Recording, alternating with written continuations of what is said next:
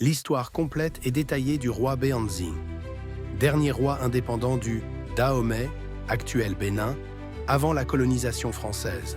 C'est une histoire riche, pleine de courage, de tragédie et de symbolisme africain. Installe-toi, je vais tout te raconter pas à pas. Moi, c'est Jofleur Mélec et j'aimerais te faire voyager dans l'histoire pour que tu saches toute la vérité. Origines et jeunesse de Béhanzin. Nom de naissance, Kondo. Nom royal, Béhanzin Ossu Bowell. Surnom, le requin au souffle du roi ou l'inaccessible règne, 1890-1894.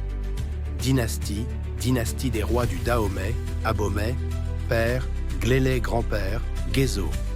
Le royaume du Dahomey, fondé au XVIIe siècle, était l'un des plus puissants royaumes d'Afrique de l'Ouest. Sa capitale, Abomey, était le cœur d'un empire bien organisé, avec une armée disciplinée, dont les fameuses Amazones femmes guerrières redoutables. Le jeune Kondo futur Béhanzin grandit dans cette atmosphère militaire, politique et religieuse. Son éducation fut rigoureuse. Il apprit l'art de la guerre, la diplomatie, les rituels vaudins et la gestion du royaume.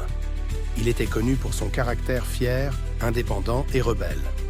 Dès son jeune âge, il s'opposa à l'ingérence des Européens, notamment des Français, qui tentaient d'imposer des accords commerciaux défavorables au Dahomey. 2. L'accession au trône, 1889-1890.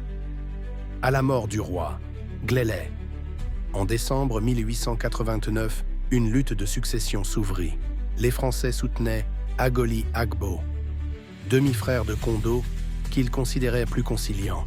Mais Kondo, fort du soutien des prêtres vaudins, de l'armée et du peuple, fut intronisé sous le nom royal de Béhanzin Ossu Bowell. L'œuf du monde tient l'univers, le monde le soutient. Il choisit pour emblème le requin, symbole de puissance et de souveraineté sur la mer.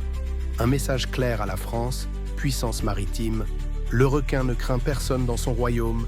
3e, les tensions avec la France. Le conflit avec la France couvait depuis longtemps. Les causes principales étaient 1. Les rivalités commerciales. Le Dahomey contrôlait le commerce des esclaves, puis de l'huile de palme sur la côte, notamment à Cotonou et Porto Novo. 2. Les protectorats imposés par la France. La France voulait faire du Dahomey un protectorat, ce que Béhanzin refusait catégoriquement. 3e. La souveraineté de Porto Novo. La France s'était installée dans cette région que Béhanzin considérait comme dahoméenne. Béhanzin, fidèle à la tradition de ses ancêtres, voulait préserver l'indépendance du royaume.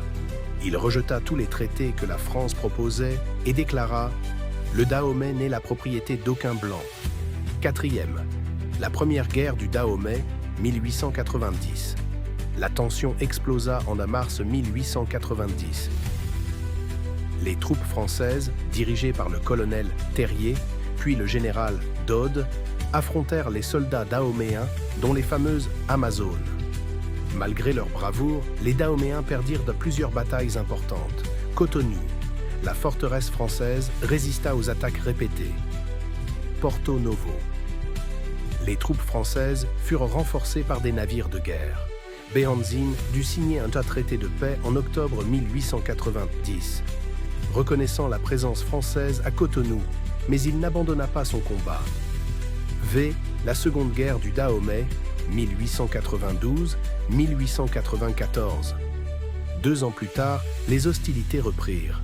La France envoya une expédition dirigée par le général Alfred Dodds, originaire du Sénégal, avec près de 3000 hommes, armés de fusils modernes et de canons. Les batailles majeures, Dogba, 19 septembre 1892. Première grande confrontation, victoire française. À Tchoukpa et Tchanké, les Amazones combattirent jusqu'à la mort. Abomey, novembre 1892. Après des semaines de résistance, la capitale fut prise. Béhanzin ordonna de brûler la ville plutôt que de la livrer intacte aux colons. Béhanzin se réfugia dans le nord du royaume, menant une guérilla pendant plus d'1 an. La reddition et l'exil.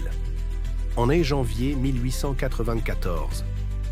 Épuisé, manquant de vivres et trahi par certains alliés, Béhanzine décida de se rendre pour éviter davantage de massacres. Il se remit aux mains du général Dodds. La France choisit alors Agoli Agbo comme roi fantoche sous protectorat français, tandis que Bdar Béhanzine fut déporté.